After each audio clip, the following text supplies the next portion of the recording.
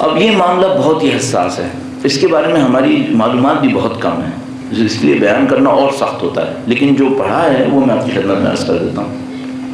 ہمارے اور آپ کے دل کے اوپر ہمارے اور آپ کی محبتوں اور چاہتوں کے اثرات مرتب ہوتے ہیں۔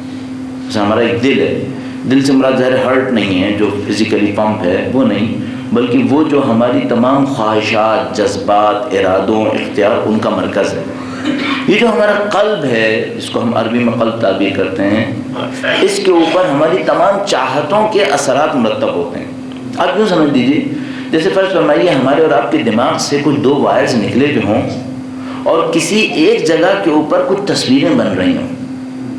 جیسے آپ نے غصہ دکھایا، وہاں پر ایک جانور کی تصویر بن گئی، جیسے آپ نے اللہ سے محبت دکھائی، وہاں ایک خوبصورت تصویر بن گئی۔ صحیح؟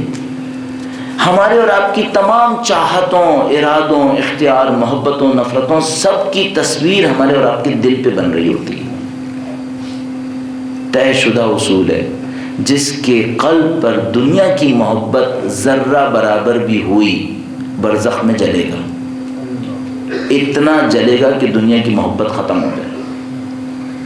ہمارے اور آپ کے قلب کے اوپر ہماری چاہتوں کی تصویر بن رہی ہے، یہ قلب ہمارے اعمال کا ریفلیکٹر ہے، وہ ہمارا نفسانی قلب، روحانی قلب۔ اچھا، اس قلب کے اوپر ہم جو دنیا سے چاہت رابطے جوڑتے ہیں، حلال والی دنیا سے، حرام کی بات نہیں کر رہا ہوں، یہ جو حلال والی دنیا سے میں اور آپ رابطے جوڑتے ہیں، اس کی بھی تصویر اس قلب کے اوپر بنتی رہتی ہے۔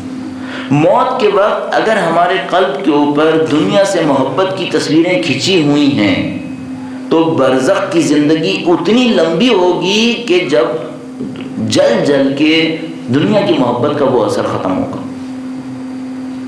1 سال جلنا ہے، 5 سال جلنا ہے، 50 سال جلنا ہے، کچھ نہیں معلوم۔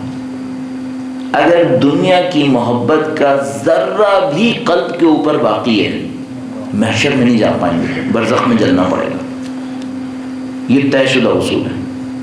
لہذا علماء اخلاق بیان کرتے ہیں کہ کسی کی برزخ کم ہو یا چھوٹی، 3 دن یا 5 لاکھ سال، دنیا کی محبت طے کرے گی چھوٹی برزخ ہے یا بڑی برزخ ہے۔ بس آپ کو یقین نہ آئے، بہت خوبصورت روایت امام خمینی نے تشریح کی 40 حدیث کے اندر، 6ٹھی روایت، صفحہ نمبر، فارسی کا صفحہ بتانے کی کوئی فائدہ نہیں ہوگا، اس کو نہیں بتاتا، 6ٹھی حدیث کی تشریح ہے، اس کے اندر آپ ایک پیراگراف میں یہ تمام نوٹ دیکھ لیں گے کہ برزخ کے کم یا زیادہ ہونے کے قانون میں کیا بیان فرماتے ہیں۔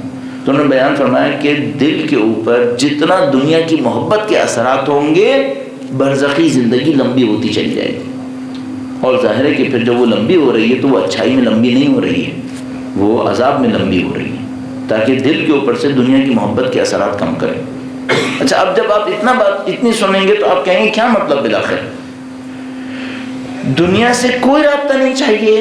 نہیں، رابطہ چاہیے، حسب ضرورت چاہیے، بس حسب ضرورت چاہیے۔ پھر باقی کا کیا کرنا ہے؟ باقی کے لیے زیادہ راہ بنانی ہے۔ کتنی دیر سونا ہے؟ جتنی ضرورت ہے۔ باقی وقت کے لیے کیا کرنا ہے؟ زیادہ راہ بنانی ہے۔ کتنا کھانا ہے؟ جتنی ضرورت ہے۔ باقی کھانے سے کیا کرنا ہے؟ زیادہ راہ بنانا ہے۔ کس کے لیے زیادہ راہ؟ اس آخرت کے سفر کے لیے، اور کچھ نہیں ہے یہاں پر۔ اس سے جتنا بڑھتے جائیں گے سوائے مصیبت کے بڑھنے کی کچھ نہیں ہوگا۔ یہ دنیا کی محبت کا پہلا نقصان ہے۔ 2 نقصانات اور بھی ہیں جو کل میں آپ کی خدمت میں عرض کروں گا۔ بس دنیا کی محبت کا سب سے بڑا نقصان کیا ہے؟ ملک الموت اور خود خدا سے نفرت، موت کے وقت سب سے بڑا نقصان۔ اور نقصان کیا ہے؟ اور نقصان یہ ہے کہ برزخ کی زندگی اتنی لمبی ہو جائے گی کہ نپٹاتے نہیں نپٹے گی۔ یہ دنیا کی محبت کے نقصان ہے۔ اگر کوئی عقل مند ہے تو کیا کرے؟ دنیا سے اتنا لے جتنا حسب ضرورت ہے، اس سے زیادہ مت جائے۔ اس قانون کو ہم کیا کہتے ہیں اسلام کے اخلاق میں؟ اس کو ہم کہتے ہیں قناعت۔ قناعت اختیار کریں۔ اب آپ اور میں جب قناعت طے کرنے لگتے ہیں تو پھر شیطان ہم پر غالب آ جاتا ہے اور ہماری قناعت کے دائرے کو اتنا بڑا کر دیتا ہے کہ اہل بیت ہم سے پوچھنے لگیں کہ یہ اگر تمہاری قناعت ہے تو فضول خرچی پھر تمہاری کیا ہوتی ہے؟ یہ ہم لوگوں کے ساتھ مشکل ہے کہ جب ہم قناعت پر بھی جاتے ہیں تو ہم ایک اور مصیبت میں پھنس جاتے ہیں۔ اب آپ کو اور ہمیں خود طے کرنا ہے کہ آپ کی میری قناعت کیا ہونی چاہیے۔ وہ جو کامیاب انسان ہے ان کی کامیابی کا ایک راز یہ ہے، یہ کبھی دنیا کو دنیا کی حیثیت میں نہیں دیکھتے، یہ ہمیشہ دنیا کو آخرت کی حیثیت میں دیکھتے ہیں، اس خاطر کامیابی حاصل کر لیتے ہیں۔ اور اگر ہم نے کامیابی حاصل کرنی ہے اپنے زمانے کی حجت کے ساتھ چلنے والے امتحان میں، تو ہمیں بھی یہی کرنا پڑے گا۔